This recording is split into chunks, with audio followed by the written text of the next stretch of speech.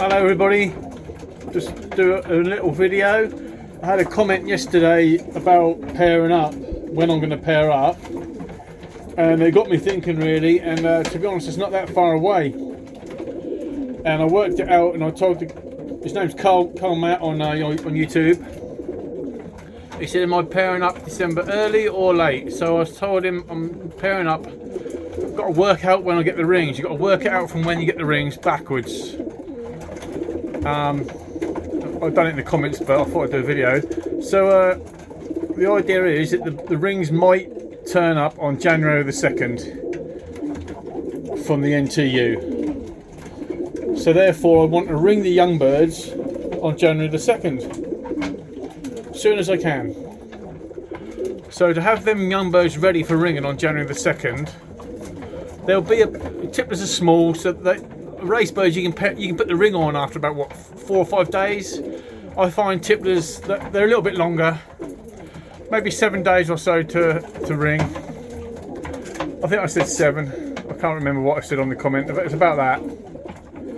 So you've got to work backwards from 7-day-old from ringing.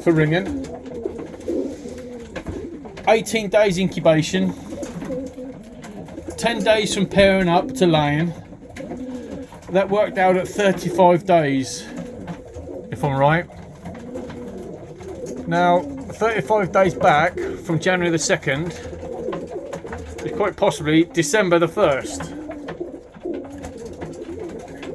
So these birds need to be ready for pairing December the 1st. This is obviously my first round that I'm going to have paired up. These are all the red Sheffields and pure Macclesfield. These are all the pure pairs of Macclesfield. Can't quite see them, but they'll fly out if I open up all the boxes. So I haven't all the boxes open. There you go. She's coming out. So she's a pure. That's a pure pair. You've probably seen them all before, but we're just going through it again. Pure pair there, and a pure pair there. Now he's lost his ring. I'll tell you why. I got rid of a load and took them on a trainer. I don't know, well, I had about 12 I think it was, but they're gone. The old ones, they're gone. I got fed up with them, so they're gone. And he came back from 30 miles away. And he came back, so he deserved his spot in the loft. I'll tell a lie, he's not pure, he's half-bred. So he's the only half-bred to my old prince. The hen birds are pure. But his father is that cockbird there. So that is the print Macclesfield pairings, and then we go on to the other 5 boxes are all pure Sheffield. This is my number 1 hen. I say number 1 hen. This is the hen. She's not flown out. I never flew her out because I didn't want to lose her, because I lost the first couple of rounds of young ones this year.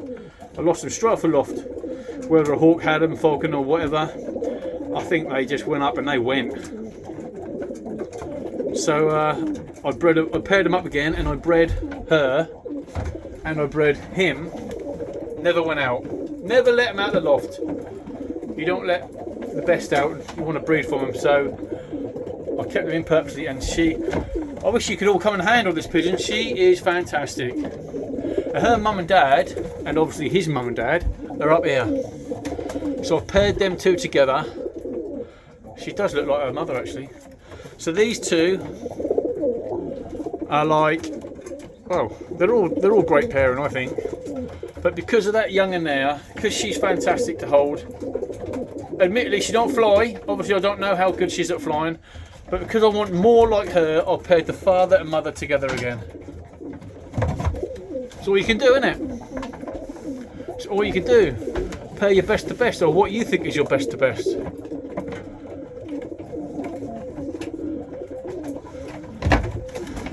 So I just put these in here. The cockbirds have been living in here. I'll show you. The cockbirds have been living in there, and the hen birds have been living in here. There's the blue hens. there's the cockbirds from in here. So I've had everybody in here. All the cockbirds have been in here. And as you know, if I push this back, I double the perches. So I put a partition in there so that 2 cockbirds can take a box. I take the perches off the wall and stick them under there. Then that way I've got 16 perches for cockbirds. But because I want to pair these up first, I've took the perches out and I've just introduced the hens just to give them a little refresher of who's paired with who. But it's all really written on the wall. Got the little labels out, they're all stuck on the wall already. They've been there for a couple of weeks now. And so at a quick glance I can quickly label them up, quickly catch them, and I know who lives where. Just caught that, putting that them and doing. But then I obviously write on here when they lay the egg and when it hatch. So there's no mistakes. I haven't always got a pen in my pocket. I don't want to get down the garden and think, oh, I left my book up the garden, up a house. So I always write it down on here. Look at him. He is a nice bird, that one. But yeah, 35 days back from January the 2nd. I think if you work it out, December the 1st is pairing up day. Obviously the protein is already in the food. They're on brood and wean throughout the year, my stock birds, brood and wean throughout the year. And they'll be getting extra calcium in the water, good supply of grits and minerals. Although the black minerals, I think, where's a pot? Look at the state of them black minerals. You can see that on the wetness on that pot. I think black minerals just attract the wet, so I think they're pretty crap. Which is why I always have minerals and vitamins and minerals in the water. They obviously use the grit. The grit's all in here in bags. I've got another, like I said the other day, I've got another bucket of matrix. So they get plenty of grit and minerals. Extra calcium, like I say, with the blood and bone. It's not blood and bone, that's my gardening head on then. Shell and feather. Or shell and bone or something. Yeah, shell and bone. Roosters. Oh look, he's giving it one now. I was a bit worried about this pair a minute ago, because they weren't doing nothing, but now she seems to have woken up. And obviously I need to have extra light. Excuse the light, there we go. I'll have extra light in here, so without that light, look, that's that much. It's not very bright when you put the light on, an extra light. I want to increase the daylight hours for these breeding birds to fool them into thinking it's spring.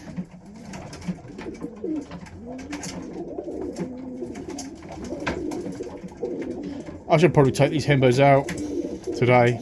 They won't be staying in here. Just to give the hen birds a rest, because the cockbirds chase around a lot. Just to give the hen birds a rest, I should put the cockbirds on the outside and leave the hen birds on the inside. Making sure each cockbird knows where his hen is.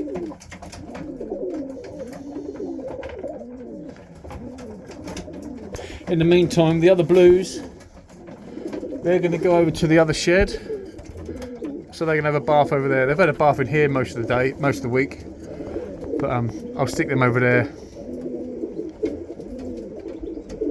They can go out in the bath, and then I'll obviously alternate the days to the hen birds. These are the blue hens, but they'll be pairing up much later. Right, thanks for watching. If you have, hit that like button, subscribe if you haven't, and see you in the next video. Bye for now.